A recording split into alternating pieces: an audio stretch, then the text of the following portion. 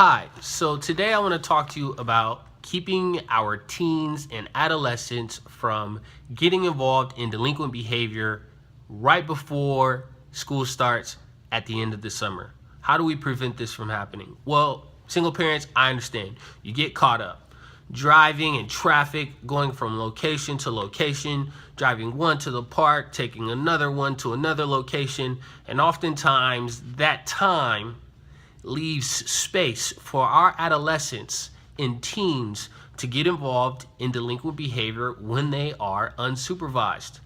Well, how do I know that this is an issue? Well, according to the U.S. Department of Justice, research shows that children living in rejected parent homes are more likely to get involved in delinquent or deviant behavior. So what is a rejected home? It is when a child feels rejected. They may not actually be rejected, but they feel rejected because their parents aren't together. Or they actually are rejected. A parent completely skips out and leaves the situation.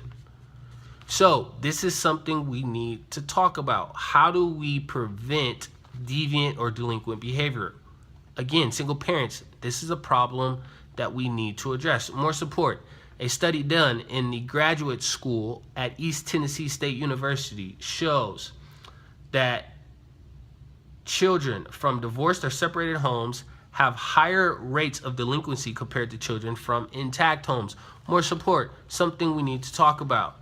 And lastly, another study done by the U.S. Department of Justice says, and I quote it directly, the idea being that neighborhoods with larger proportion of female-headed households will not only have greater numbers of unsupervised adolescents, but will also be more challenging to maintain surveillance and protection. This is an issue, unfortunately, for our single parents, left sometimes in these situations doing their best they can.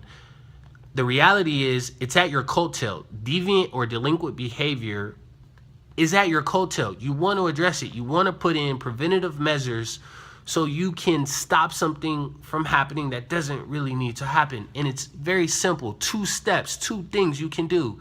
Something called positive parenting. Number 1, you are simply communicating with your child the expectations to prevent deviant and delinquent behavior. Look, this is acceptable. This is not acceptable. This is what you do. This is what you don't do. In this situation, this is acceptable behavior. This is unacceptable behavior. Simply speaking to them about it.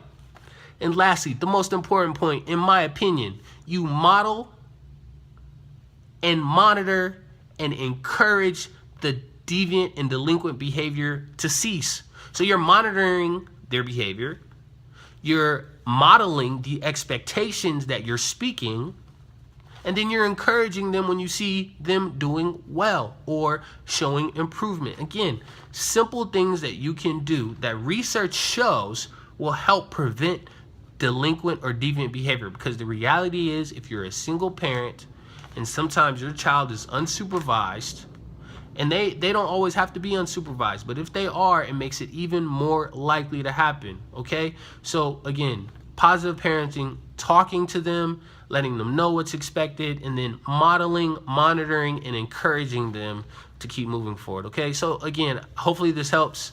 I'm working on some projects that I'm really excited about. Thank you, guys.